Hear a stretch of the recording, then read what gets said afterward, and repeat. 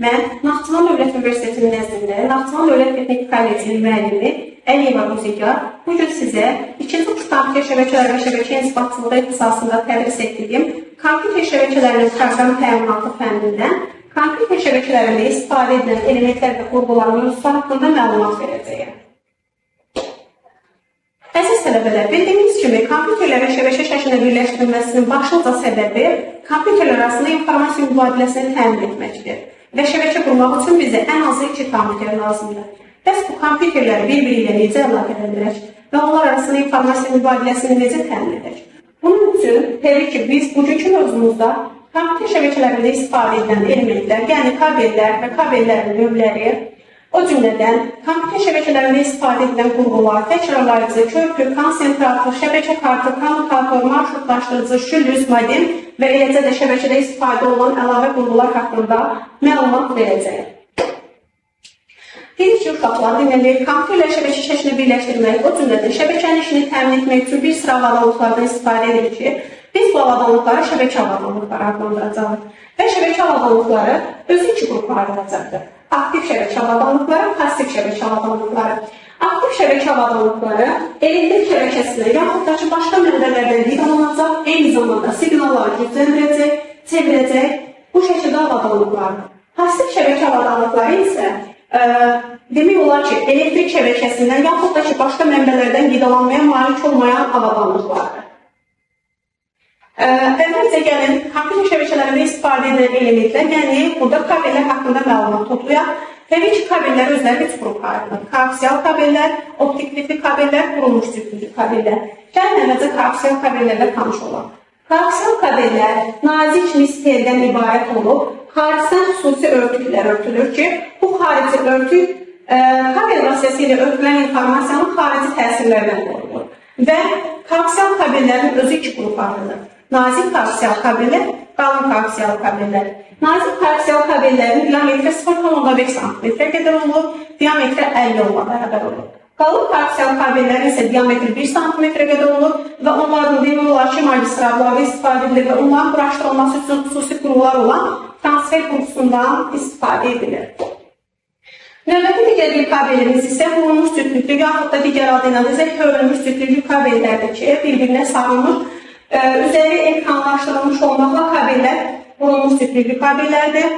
Burada xüsusi təbəqə var ki, bu xüsusi təbəqə eyni koaksial kabellərdəki kimi ötürülən informasiyanın xarici təsirlərdən, maniyələrdən, ötürülməsi zamanı yarana bilən maniyələrdən qoruyacaqdır ki, qurulmuş cütlüklü kabellərin özləri 2 qrupa ayrılır. UTP kabellər, STP kabellər, digər adı ilə isə ekransız kabellər, ekranlı kabellər. Növbəti digər bir kabelimiz isə optik lifli kabellərdir ki, optik lifli kabellər verilənlərin daha yüksək surətlə, daha doğrusu desək, işıq impulsları vasitəsilə ötürülməsini təmin edəcəkdir ki, bu zaman ötürülmə üçün 2 texnologiyadan istifadə edilir. Modullaşdırılmış, modullaşdırılmamış. Modullaşdırılmış texnologiyada demək olar ki, rəqəm siqnallar vasitəsilə ötürülür. Modullaşdırılmamışda isə müxtəlif tezlikli analog siqnallar vasitəsilə ötürüləcək. Növbəti keçək kompüter şəbəkələrində istifadə edilən qurğular haqqında məlumat verək ki, bu qurğulardan ilk gələni təkrarlayıcıdır ki, repeater da adlanır. Deməli bilirik ki, adətən kompüterdə informasiya 0 və 1-lər şəklində təsvir olunur, eyni zamanda ötürülən zamanda kodlaşdırılarkən, yəni 0 və 1-lər vasitəsilə kodlaşdırılaraq ötürüləcəkdir. Və belə deyək, repeater, yəni təkrarlayıcı şəbəkənin düyün nöqtələri arasındakı məsafəni artırmaq, eləcə də ötürülən siqnallarda yaranan təhrifləri aradan qaldıraraq, siqnalları bərpa edib ilkin vəziyyətinə qaytararaq növbəti segmentə ötürür.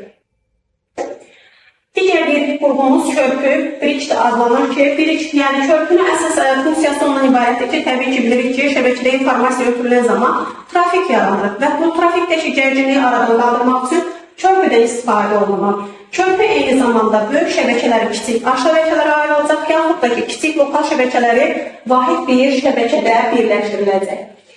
Deməli, növbəti qurğumuz konsentratordur ki, xabda adlanır. Deməli, konsentrator, belə deyək, siz uşaqlar, əvvəlki mövzularda topologiya ilə tanış olmuşuq. Topologiyada, ulduz topologiyasında mərkəzi qovşaq rolunu oynayacaqdır.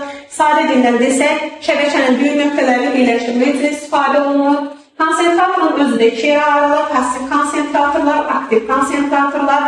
Xarici qidalanmaya məruz qalanlar, yəni aktiv konsentrator olacaq, qidalanmaya məruz qalmayan isə passiv konsentrator olur. Növbəti qurumumuz şəbəkə kartı yaxud da şəbəkə daxilidir, nikdə adlanır. Şəbəkə kartları xüsusi qurğular vasitəsilə ana platform üzərinə quraşdırılır və demək olar ki, şəbəkə kartlarından iki qrup şəbəkə kartına ayrılacaqdır. Müştəri üçün ayrılmış kompüterə görə, server üçün ayrılmış kompüterə görə.